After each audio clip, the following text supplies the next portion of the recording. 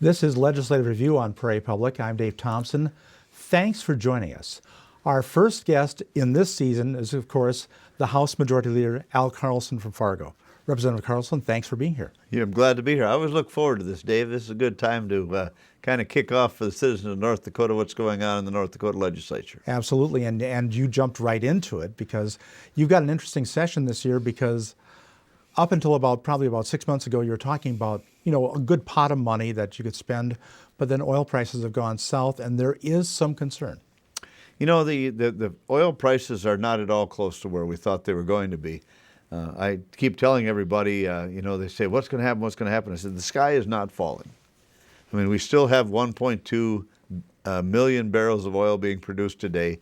We're still at today's rates taxing them at over 10% rate, effective rate, and we're generating a lot of revenue, a lot less than we generated before because the price of oil is the trigger for that. So, but we do have to change and take a good hard look at how we're going to budget because the numbers are different than the governor proposed when he was crafting his budget 6-7 months ago. And he had to make some adjustments downward before he presented the executive budget address to the December session. Yes, he did, and he went.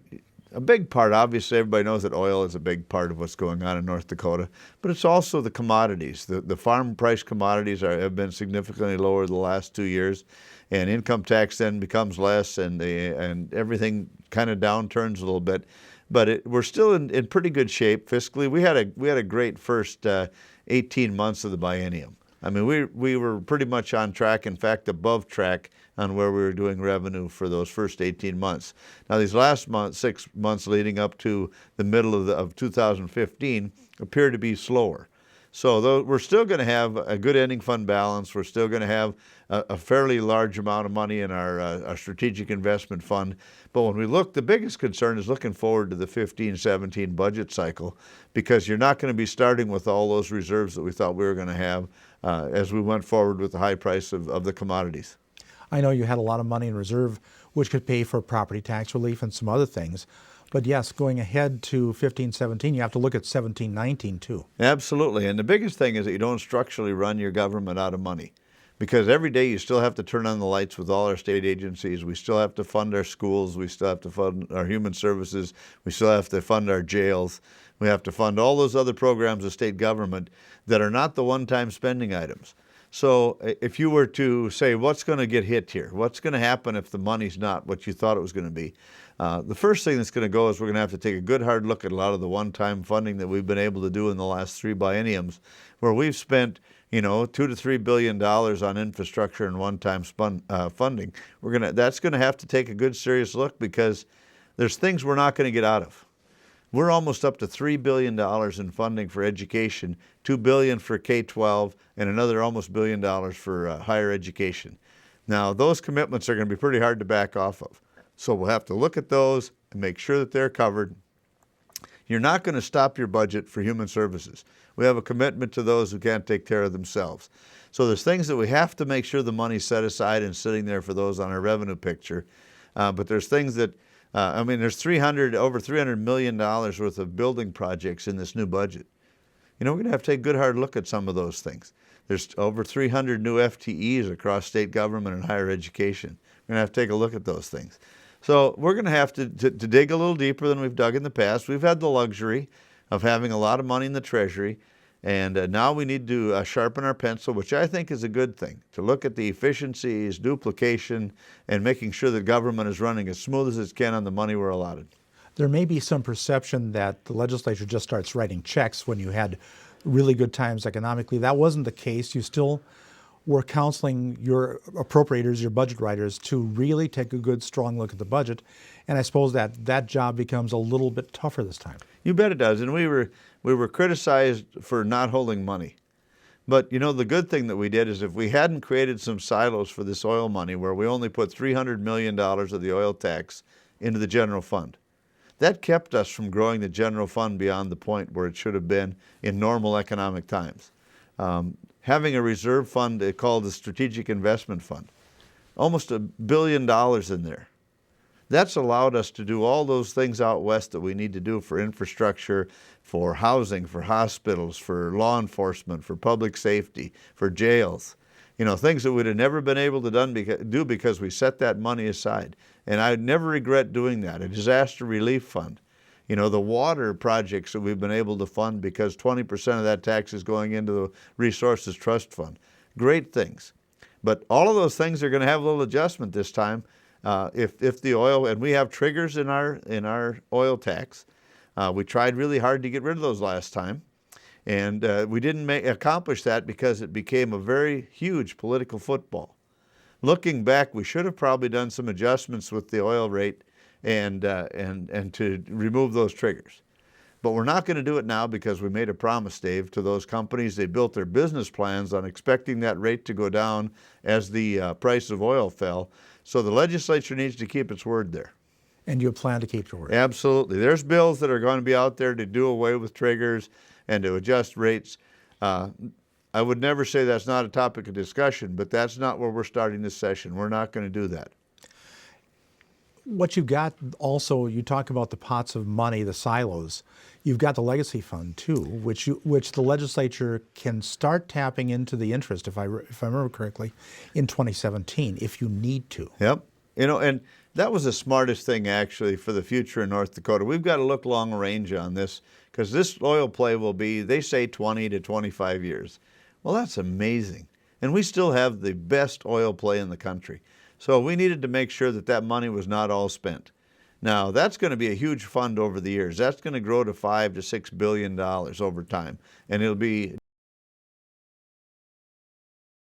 I hope we only dig into that as we need to use money for interest to supplant things in our budget, instead of thinking, because the legislature could go in and spend up to, I believe, 15% of it with a 2/3 majority vote. I'm hoping that our normal economy doesn't make us do that, because that is a good savings account for the future in North Dakota. And that's why it was put in. Absolutely. Because oil being a finite resource, eventually we'll run out of oil, and then what happens? Well, that would be the problem, because then we would have, I'll not deal with it. I won't be around to deal with that, but somebody in the future, we have to look long term on this play. The other silos you talked about are worthy of discussion. We set up a disaster relief fund, and we believe that should probably be in the neighborhood of $30 million for a cap on that. So we're going to cap a few of these funds this time, because there's almost $90 million in there.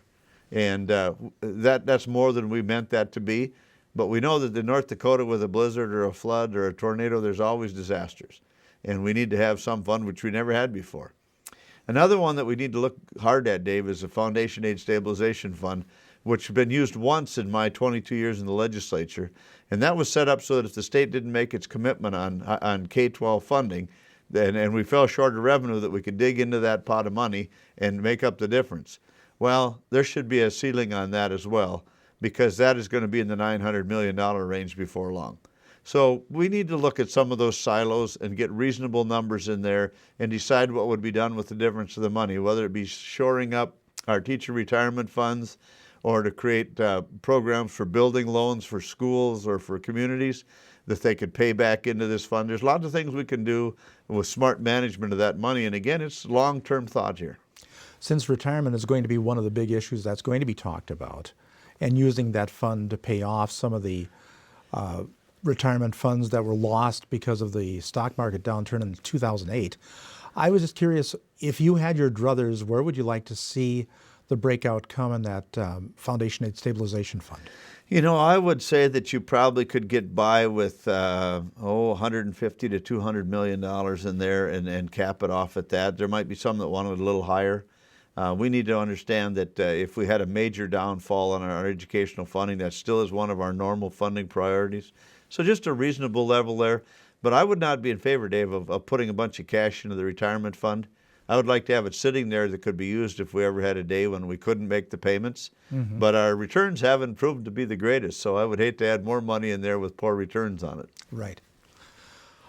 We talked a lot about budgets, and I just have a couple other budget questions.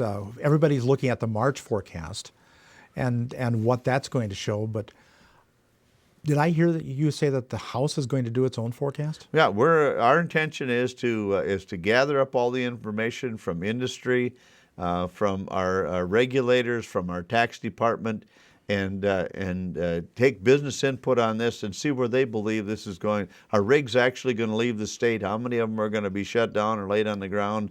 How many wells are we not going to frack because of these pricing? What effect does it have on the workforce? What does it cost for every time we do not drill a well? And then try and ratchet those numbers down a little bit, because we want to make sure that we're budgeting off of a realistic forecast. Again, I'll tell you, the sky is not falling, but you can't budget on 74 to $82 oil when you're averaging today in the mid-30s the net to us that we're taxing.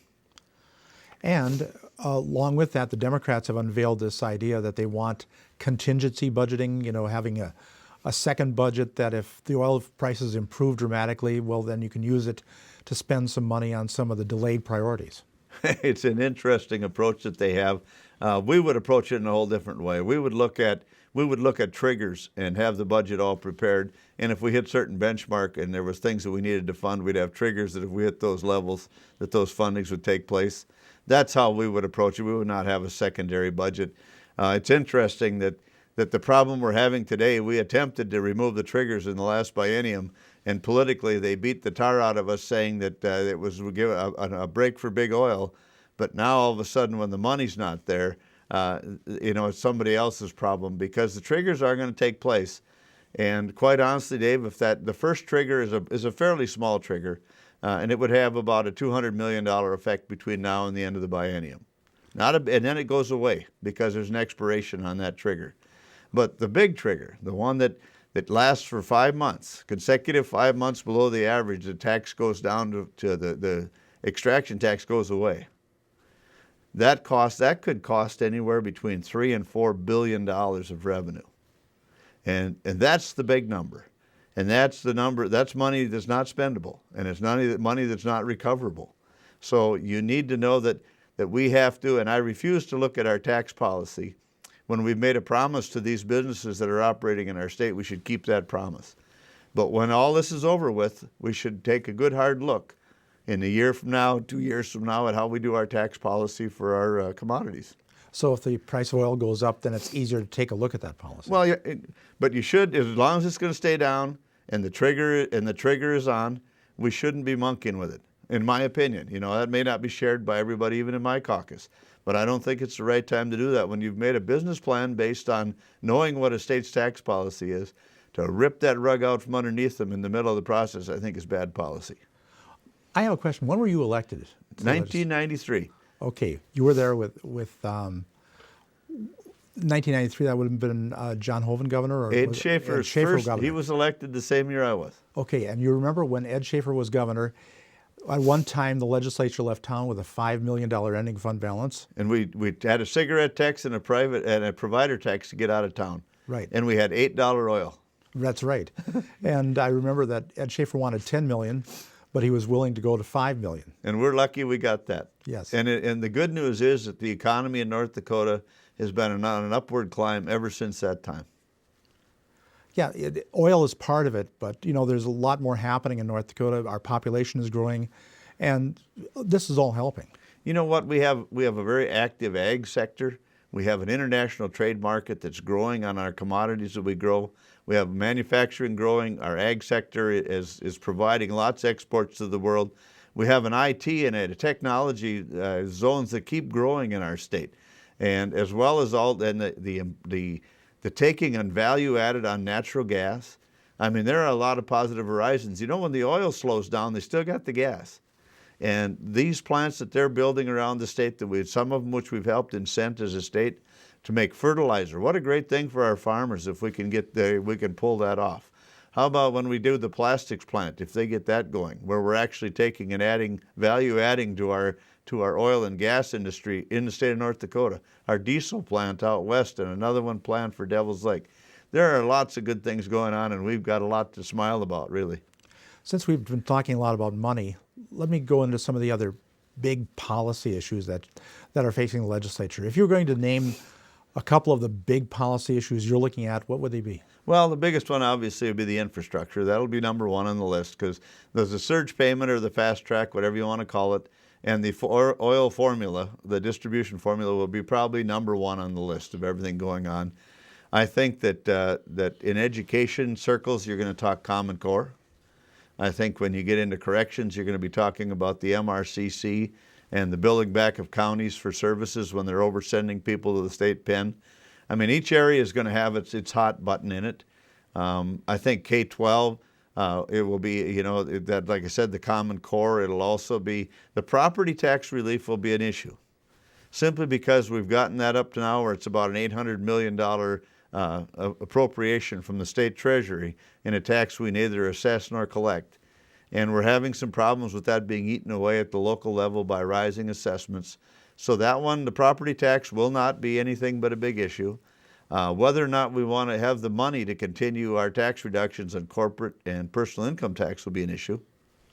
Yeah, there are a lot of things on the table. I mean, the list is long, and I'm sure I'm forgetting some, but there's all kinds of them out there. Since you did talk Common Core, the feeling is it's going to be a very intense debate on Common Core because there is a group that doesn't like the whole concept. You know what, Common Core, they always ask me, where are you at on Common Core? And I'm a former teacher from years ago. I don't mind kids having to know a certain topic. It's good that kids have a base of knowledge and you expect them to know that. I just don't think the standards are high enough for North Dakota kids. I mean, that's my complaint about any kind of a core, is make sure that we're the top of the heap, that we push our kids to the absolute highest level we can get them. And that's what I think the debate will center on, except it'll be based on federal government involvement, and the privacy issue of information to these kids will be a big deal. How much of it are we collecting and how much are we sharing on our kids?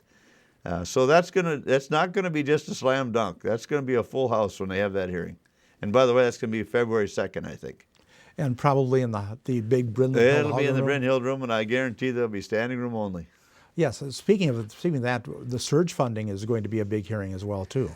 That's tomorrow, I believe. Yes. The surge funding is tomorrow, and the governor calls it fast track. The Senate calls it surge funding. There's a little bit of difference between the two. I want you to tell you there is a little bit of difference in the money that they thought was going to be there and what will actually be there at the end of the biennium. So that'll be a point of discussion. It will move faster than most bills, but it won't be done in a week or two. And you did talk about the 60-40. I think it's 60-40 is the shorthand for the bill. 60% going back to the counties, 40% to the state, where it goes right now, in terms of the oil tax distribution. Where are you at on that? The 60-40 bill needs, in my opinion, I can honestly tell you I haven't been in the middle of all these discussions. That's been mostly a Western legislator type discussion. But I can tell you that we need to carefully look at that. I'm committed to making sure that we continue to add money so that these growth communities and this infrastructure gets rebuilt out west. I'd love to see us have more corridor roads and invest more in corridors to make sure that we can move commerce in all parts of the state. And we move a lot of commerce every place besides the oil patch as well. So I'm kind of neutral on it till I see it all. But I know that the state and the counties need to reach an agreement as to what is a fair level of sharing that revenue. And it's going to be a point of discussion, maybe contention, but we'll get it solved. So maybe 60-40 might be good for a while, and maybe it just has to be adjusted in terms of the actual dollars. You know what, 60-40, I don't know how that magic number was arrived at, and I'm not sure if anybody has a science book that says why they did it. They need some more money out west. This surge money has been a big deal. We have made a lot of commitments already. It hasn't been enough. I'm hoping that instead of losing workforce over this downturn in oil, that those workers get diverted to other areas, whether it be building gas plants or whether it be building highways where we've had trouble getting contractors. So there's a lot to this. And the state is committed, the House is committed, the Senate is committed to sending more money there. How the final formula looks, I couldn't tell you for today. Another thing that's going to probably wind its way through the session at this point, not going to be solved in the next 2 weeks. Oh, no, I'd say that when you get towards the end, that's where it'll be decided. The first thing we need to do, though, Dave, is decide what level of money we have to spend. And it's not the governor's fault. It's not the budget preparer's fault. Nobody could have looked in their crystal ball and watched that rapid decline in the price of oil that's happened to us in the last 3-4 months. Nobody would have guessed that it would go from $108 down to $48, and that our rig count would go from 188 to 158, and still continuing to decline. No, I don't know any economist that I know that would have predicted that level. You know, it's funny. Money is truly the issue of this session. Absolutely. Like they say that drives everything. When in doubt, follow the money. And money is going to be a core part of the next question I'm going to ask you. Since you brought up the idea of the Missouri River Correctional Center, moving it, maybe creating that day park, that day state park, which would be on the Missouri, now near Bismarck, south of Bismarck. Yeah. Where are you at on that? Well, I'm a proponent. I've always been a proponent of moving the MRCC because I don't think that is a logical spot for us to have a prison without any fences around it. I would like to see it move back on the site outside of the fence of our prison that we already have. I think that's where it belongs. That's where all our facilities are. That's where our Rough Rider industries are, the workforce things are there. We're hauling people around in buses and vans, and you'll get different opinions from the governor. You'll get a different opinion from a lot of people who are involved in that. There was talk about moving it to Mandan, and so there's different things going on, but I'm convinced that long term, we need to not be investing in new buildings down there, and we need to be moving it to a different location. So I'm all for the park. I think it'd be a great opportunity to have a new park in this state along the Missouri River. And your druthers would be, again, to move it out to the location of the penitentiary, Absolutely. maybe across the street or something. I was involved in that originally when we started talking prison expansion or building a new prison and moving it. You know, we were out in the country for a while with ideas, moving it out of the city limits. And we have settled on a plan of redoing. I think what we have there is doing very well.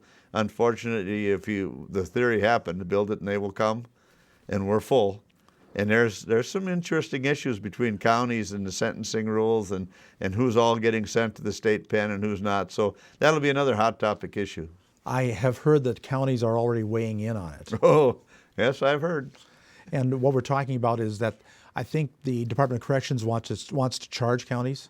Those it's going to be on a quota basis based on population, and there obviously is one county the closest to the pen that is having the most problems, and there's where the most discussion's coming from. Oh, sure.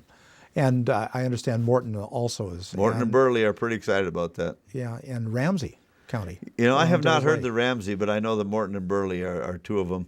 And it was an interesting concept. I don't know whether it'll make it all the way through the process, but it's an issue we need to discuss. I mean, they didn't anticipate 90 more people to be in there because of our DUI laws.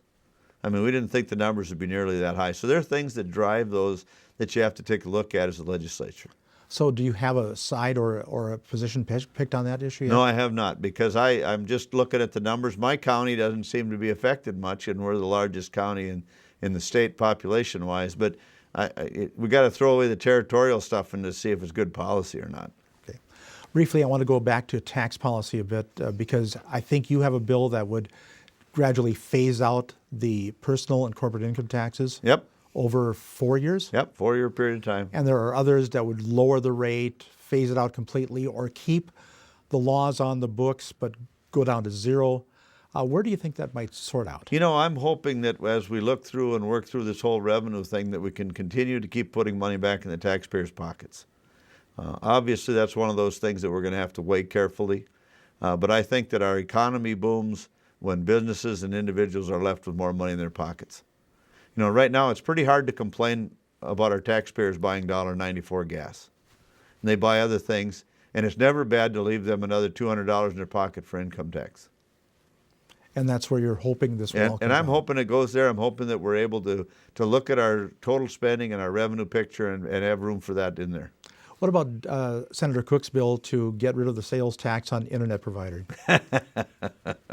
You know, he and I have never been streamlined on the same page on the streamlined sales tax, and this Main Street Fairness Act has not been one that I've been a big fan of. So we'll see where that goes. It's not one of those issues that I have to live and die over, but it's one of those that will come up.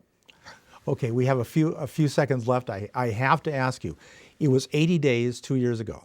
Yeah. Where do you think? Well, what we're going to attempt to do, and Senator Wardener and I both agree, and I've gone to all my committees and said, keep the pedal to the metal, because we'd like to save 5 days. We'd like to be done in 75 days, so that if there's a reason because of this economy and the commodity prices that we need to come back, we'd like to be able to call ourselves back for those last 5 days in some time within that 2-year time frame. So we'll see. Our goal today is 75 days. But if it goes to 80, it's whatever it takes to get it done right. Sure, and you've got some tough issues to slog. Oh, it's going to be fun. Not everybody likes that. It calls it fun, but I think it's good for the people. We're there to do a job. And it is a citizen legislature. You have to choose it very carefully, get as much done as you can, and not interrupt people's lives outside the Like legislature. Representative Dorso told me a long time ago, we have one simple goal, and that's to create good public policy. And if we get that job done, then I think we've had a really good legislative session. All right. Representative Carlson, always a pleasure to have you. It's always fun to be here. We should do this later in the session so we can review it again. See where these things have actually moved to. Okay, we'll make that commitment. All right, very good. Thank you. Our guest on Legislative Review, Representative Al Carlson of Fargo. He's the House Majority Leader. For Prairie Public and Legislative Review, I'm Dave Thompson.